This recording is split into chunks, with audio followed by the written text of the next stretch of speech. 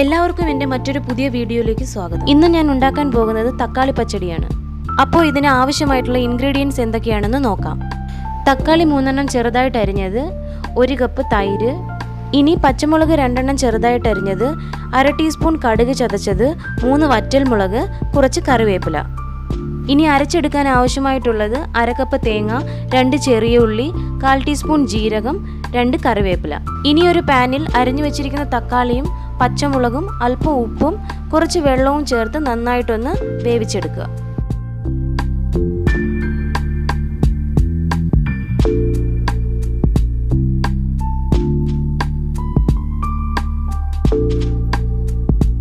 ഇനി ഒരു ജാറിൽ തേങ്ങ, 2 ചെറിയ ഉള്ളി, ജീരകം, കറിവേപ്പില, പിന്നെ അല്പം വെള്ളം ചേർത്ത് നന്നായിട്ടൊന്ന് അരച്ചെടുക്കുക.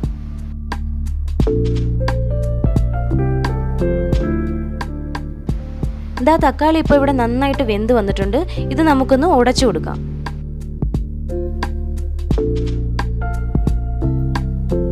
ഇതിലേക്ക് അരച്ചു വെച്ചിരിക്കുന്ന അരപ്പും ചതച്ചെടുത്ത കടുകും ചേർത്ത് നന്നായിട്ടൊന്ന് ഇളക്കി കൊടുക്കുക.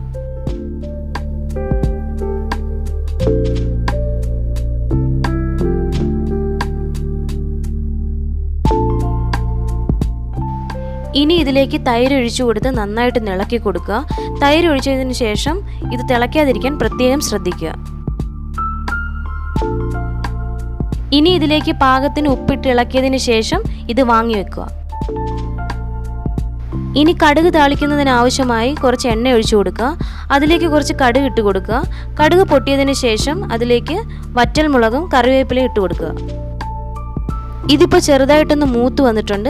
ഇനി ഇത് നമുക്ക് പച്ചടിയിലേക്ക് ഒഴിച്ചു കൊടുക്കാം. പിന്നീട് എല്ലാം കൂടി ചേർത്ത് നന്നായിട്ടൊന്ന് ഇളക്കി കൊടുക്കുക. ഇതാ നമ്മുടെ സ്വാദിഷ്ടമായ തക്കാളി പച്ചടി ഇവിടെ റെഡിയായി കഴിഞ്ഞു. അപ്പോൾ നിങ്ങൾക്ക് ഈ വീഡിയോ ഇഷ്ടമായെങ്കിൽ ലൈക്ക് ചെയ്യുക, ഷെയർ ചെയ്യുക. അതോടൊപ്പം തന്നെ ഞങ്ങളുടെ ചാനൽ ഇതുവരെ സബ്സ്ക്രൈബ് ചെയ്തിട്ടില്ലെങ്കിൽ സബ്സ്ക്രൈബ് ചെയ്യുക. തൊട്ടടുത്തുള്ള ബെല്ലൈക്കൺ കൂടി ഒന്ന് എനേബിൾ ചെയ്യുക. Thank you for watching.